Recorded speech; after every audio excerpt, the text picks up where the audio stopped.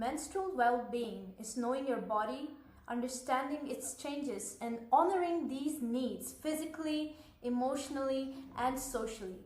Menstrual hygiene isn't just about pads and toilets, it's about dignity, equity, and a world where no one has to hide their pain or their body. Neelam Bharat Sarda doesn't just talk about menstrual health, she transforms how we perceive it. With over 170 workshops and deep work with more than 700 blind girls, she's turning silence into strength. In episode 3 of Understanding Views on Women and Men at Namaste Women, we explored how menstruation isn't just a women's issue, it's a human one. We broke down puberty, gender, shame, myths, indigenous care, and why both boys and girls must be a part of this conversation. This isn't just a podcast, it's a powerful step forward towards equality, empathy, and lasting changes. Namaste. Menstrual education plays a crucial role in dismantling stigma and promoting informed, healthy communities. You have made a lot of remarkable contributions in this field, and I really appreciate your work. So, I want to ask, why would someone choose to become a menstrual educator? Actually, Tanvi, when my daughter, she got her periods first in the age of when she was in ninth standard, I suppose. But before that, actually, I already explained many things to her regarding periods. But she had many doubts. Still, she had many doubts. So I was little curious that if she, with the knowledge of everything and with a parent like, mother like me, who explained everything to her, she has so many dots, so definitely other girls must be having. And they really don't have anybody to talk. Now, you see, everyone wants to talk about, all these subjects, like whether it is related to periods or anything. So that's why I chose to become a menstrual educator. And then I started my journey. Now it's been more than around 7 years I'm doing this. And I did more than 170 workshops and definitely connected to many. I feel like it's very important to increase the menstrual awareness, especially in girls who are in their preteens age, because I've seen the same scenario with my sister. I tried to explain a lot to her, but she Yeah. still panicked and she's like, I'm going to die, I'm bleeding. Very much true. It happens. It happens. Yes, it happens. Very much true. Yeah. So, impact, Actually, I'm remembering, sorry to interrupt, I'm remembering one example. yeah. There was a girl of, she was having her periods in 11th standard. She was only 11. She came to me with her mother, and her mother was around 20, I think 31 or something. So she also not very much aware. And the girl was crying that only me and my mother is having periods. Nobody else in the world has because like her other friends are not having. So I had to convince her for 1 hour. No, no, no. Everyone in the world got her periods. So it happens. So, impact isn't always in the headlines. Sometimes it's in a quiet moment that shifts your entire perspective. So, do you have any particular story like that? So, can you share one story from your experience that made you feel like you're on the right path? Actually, one story exactly, you can say an experience. Around 5 years back, first time somebody invited, like, IIT Chennai, they have a social wing. So they invited me to organize, to talk about period care and to talk about menstrual cup. I was started my focus on menstrual cup because of many issues which I will explain later. So they invited me to talk about menstrual cup in a blind girl hostel. So when I went there were around 30 girls approximately. I took the cup and I went there. It was usually my session goes for around 1 hour. But there I had to sit for more than 5 hours because I had to make a role of all the girls to take their hands in each other. with the help of their instructor, the braille lesson and all. And at that time, actually, my Tamil was also not very good, very convincing. So I had some language problem also, but still, I tried to explain, and they could have understand it little bit. And Tanvi, it was really heartwarming for me. And that time, after 1 week, they invited me again with the IIT students. And all the girls, around 15 of them, they were in tears when I reached there. And they said that, ma'am, thank you very much. Because of the menstrual cup, we saved with the humiliation usually when they had to give their used pads to the maid to throw. And the maids usually scold them to give abuse them for the nobody wants to use touch those used pads, na. This is not the fault of many maid or what. Nobody wants to do that. And they were in tears that thank you for saving us with the humiliation of this.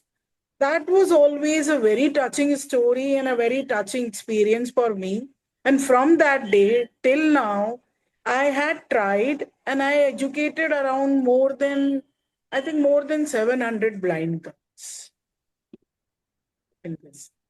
So So, it was a good experience or story, whatever you can say.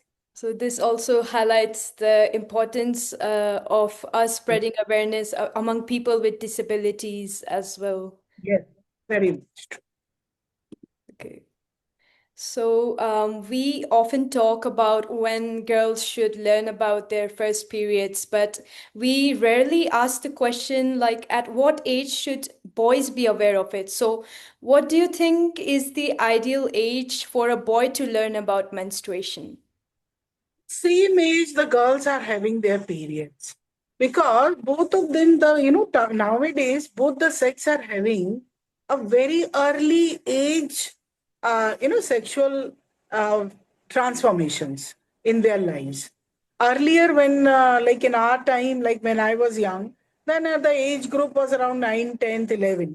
When we having our periods approximately after 8 or 9. Nowadays, I can see the transition. The age has become now 7 to 8 in their school age. I'm talking about the school year. So seventh or eighth means around, can say 14 or so that is the correct age. When the girl has started menstruating, means the boys is also started their sexual transformation, the secondary sexual characters. They are also developing. So we need to tell, see what happened, it's a very big gap. Like my son, I have a bigger, elder son and a younger daughter. So my son always pointed out that, mom, there are many people to talk about the period and the girls, to their problem, but there is no one to talk about our problem. We are also facing the sexual transformation, na? The secondary sexual character they are also having, and they always rely on their peers. Because for boys, no father talk to the boys. Even in school, also, no sir talk to the boys. What we feel that boys will understand. That's a very big stigma is going around, and that has to, the perception has to change. So when we talk about this, I think we should start both the things, to tell the boys about the sexual changes in men, boys, girls, as well as in them, and the vice versa. We should tell girls also about the sexual challenges happening in the boys, because they should understand each other's problems, the growing up sensations. Many things happen this secondary, this character development time. So the age is now is around, seventh standard to ninth standard, I suppose. So it's very important for us to shift from the gender inclusivity and promote the awareness between both the genders and talk about Both it the more. things. Means kind of an interaction should be happening, like the session should be organized in a way that we have to tell the boys also. See, whenever I go any co-ed school now, for my session I always request boys to sit for at least 15 minutes of my workshop, then they can leave. So in that 15 minute, very nicely I try to explain that what is period. and what are the problems girls usually face during period time. So at least they should understand that, okay, this is a problem is going on and we should take care, something like Yes, I agree. So, that.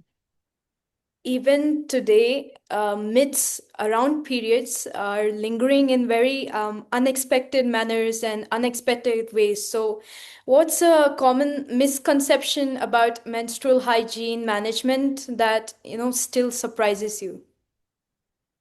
See, I think you are a girl. You must be. 100% in every home. There are some myths are happening. You must be facing something like you talk about your experience. You can tell me because everyone is having their own problems, own myths to tackle. Every home. Like I'm from a Marwadi family. Okay, Maheshwari Marwadi. In our family, we still today we don't touch. We don't allow girls to go in the temple, or even in our home puja room, or like kitchen, or the water, the sacred things. Nowadays, to touch the bed and to sit on the sofa is okay, but in our time it was not allowed. Even though our utensils were different, we had to sleep on a mattress, and it was a very hard, like very different. So the myths has broken, started, but not the completely it has been broken. And now I this is the most important myth going on in every, I think every religion. I am I'm a Maheshwari Marwadi. I'm from Rajasthan. I and MP is my birthplace. I am in Tamil Nadu. So I see three different state and three different state culture. But the myths regarding the taboos regarding periods are just same in every culture. See, around 15 days back, I had a workshop for a girl, for a ladies from Himalaya, like Tibet, down below Tibet. Okay, so there was they were around 15 girls, and one of they were holding two phone. Okay, for my period workshop, I saw one girl sitting there, very far in the room. I asked her why she's sitting there. They said she is in periods. She cannot come. And I'm taking a workshop on period, and they secluded the girl. Okay. So the myth is happening. This still myth is happening. Nowadays, many things are broken. Like you people, like in fact, you, my daughter, who are studying, they understand it. They are trying to break it in their own way, but it will take some time. But I think it's a very promising future thing are going on, and I hope it will not take much time to go beyond.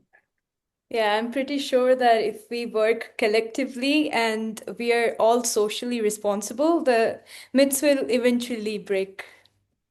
I hope so. I'm just crossing my finger. So, while we have started talking about pads and periods and menstrual cups, and there's so much more to menstrual care than just that. And there's so many issues that we still do not address. So, what is the one aspect of period care that is still largely ignored in the mainstream conversations? See what happened when I started my journey of period care educator. Then I made a one world record. I installed 4,000 sanitary napkin vending machine across India. Okay. Then one day after that, there was a huge flood in Chennai. Okay. So people from corporation, they called around 20 people like us, and they took us to the place where the flood water is going into the sea water and all. And Tanvi, there was around the sanitary waste, I think trillions of ton you can say. It was just lying down. Around three building, very big, huge building can be covered with that waste. And there is no disposal because it's not possible. One pad takes around 500 years to dispose. My lifespan is not 500 years, so I don't know. But in my lifespan, one pad cannot be disposed. So I got shocked. So I switched to biodegradable pads. And then I made another world record. Okay, I distributed 80,000 biodegradable pads in Central Railway Station in one day. Yeah. When I came home, my daughter again, she gave me one pad and she said, "Ma, just roll it up and keep it in the, one pot with the flour and all. So just keep it in the, the soil." After 3 months, when I cleaned the soil and I took out the pad, it was just as it is. It was totally waste. Then I came to know, took my research and I went to go for, like I tried and everything I tried and all. Then I got to know about menstrual cup. And menstrual cup again, on that time, I came to know about these types of menstrual cup. Okay, these brands, they are from China. I came to know about that. And they are not good. I gave it to my daughter. She said, "Ma, that's not good." Then I came to know about Indian made menstrual cup, which is again that is the difference. This is the Indian brand. This is the Indian made. Why? The most important right now, you ask me, what is the idiotic thing going on? I'm sorry I'm using this word, but the sanitary pad lobby is so strong. They have huge commercial profitability behind those pads. One pad of Whisper, if you make that pad now, the costing comes around, can you believe how many paisa? It's only 75 to 80 paisa. And how much the pad costs for you? It comes around 12 to 10 to 12 rupees. How much profitable it is? And pad you need every month. Yeah. So it's a very, very heartbreaking to see they are not promoting this. They are not, the government is not helping because everywhere, there are issues of everything. Every month they have to come buy the pads and to distribute it in Senate, schools and all. One cup is reusable for 5 years. So how much profit they will lose in 5 years? So that's a very heartbreaking news. Is the conception going on that pad is not bad because we have to use it outside, and cup is bad because you have to use inside. But they are not looking at the big picture of how trillions of tons of sanitary waste we are creating. Just simple math, Tanvi. I can ask you one thing. You are a girl. You must be using 2 packets in a month. Yeah. 100%. A normal. 2 packets means around 20 pads. Simple math. In a year, 240 pads. In 5 years, around 1200 pads. 5 years, those 1200 pads, one girl. If you have a class, you are in Christ University. If you have a class of 40 students and all around 30 are girls, means 30,000, more than 45,000 pads, only one class of Christ University, only one section of Christ University is throwing waste, sanitary waste in the earth. 35,000. Just do the calculation. And we can save by this only 35 menstrual cup and 35,000 of sanitary pad. It's a very, very, very heartbreaking thing. That's why I request people like you or the Namaste Women or any other podcast, kindly create an awareness about this. This is not only for Earth, this is for you also. Future is like if you save Earth, the future will be saved. Yeah, and If also you, yeah. the key takeaways as well is that waste management, sustainability, awareness, and I think we also need to address the issue of pink tax. Um, See, these are some all government thing. I don't want to comment on that because these are the persons people are taking about, talking about the policies regarding all these things. I really don't want to talk about it because as an educator, I believe if a common person like you, me, or any other in your class or any other in my community or my apartment, or if they create and if they want to go for it, and if they want to create a change, the government will also. The government has to listen, and it will be helpful in a long term. So I may not like to comment on that particular topic or an issue because I am not an expert to talk about that. In my belief, it has to be done, but in a very lenient way. So, as we know, the youngsters are reshaping and initiating changes in a very dynamic and creative way. So, if you could offer one actionable piece of advice to young people, what would it be? For me, I'm talking about only, see, I personally talk about the period care only. For a girl, I just want to talk about things that if you really want to save your future, try to save Earth first. Because that's where you have to live. Your future generation have to live. Okay. To save Earth, you have to apply sustainability not only on the paper or on a talk or a podcast or a meeting or anywhere. You have to apply it in your daily life, whether it is a period, whether it is the no use of plastic in your home, whether it is save water, whether it is save electricity. Every concept of life needs to be taken care to take care of your mother earth. And for boys, and first and secondly, kindly be gentle, kindly be understandable of the changes happening in your the male community, which is like male friends. Same thing I want to tell the boys also. Try to go for a sustainable lifestyle. Try to come, even every both of you commute in a, look, not only your personal transport, no. Try to go for many ways of sustainability, apply in it your daily lifestyle. For your personal thing, go for sustainability, but for a healthy option. That's the most important thing. And since nowadays the money matters a lot, so if you are using like the girls are using this is again a pocket friendly, budget friendly. You save money, you save earth, you save your health. Because I'm talking about the period care, the chemical reaction, many things you save.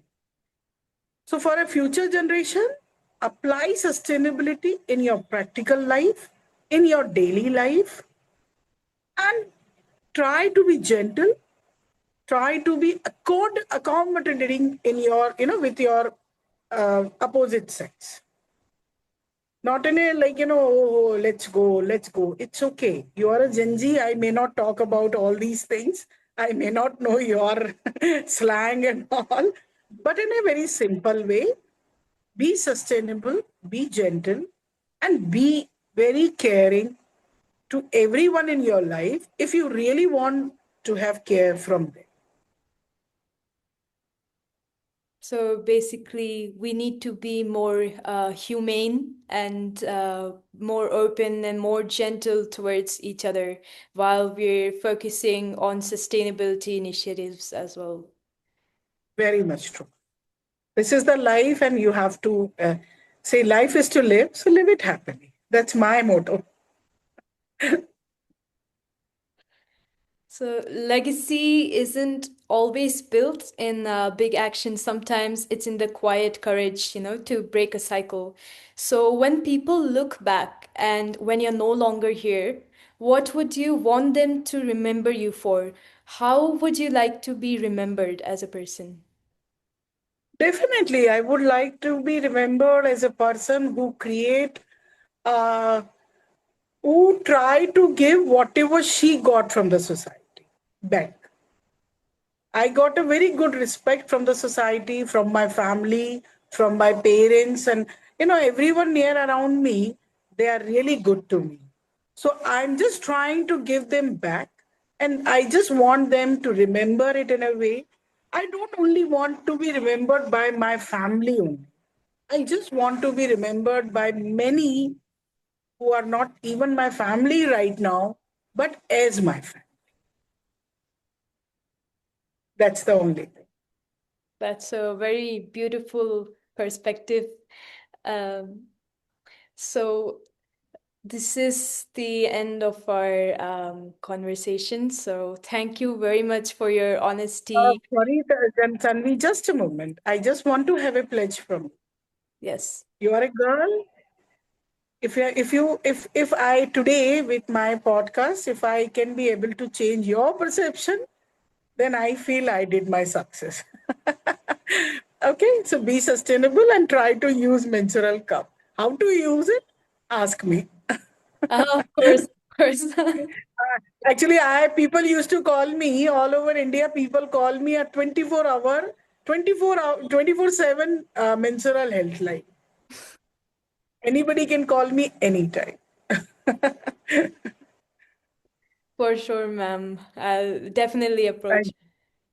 Thank, thank you. So, My really humble thanks. Thank you. thank you very much, ma'am. We really value the conversation and the time you have put into this conversation. So basically, this has turned period talk from a whisper to a news headline. I hope we get there someday. So here's to conversations that change perspectives and experiences which start in silence, but eventually they become the voice of many people out there. Thank you. Thank you very much for giving me this opportunity. I enjoyed every moment. And Thank be sustainable. Of course, ma'am. Namaste.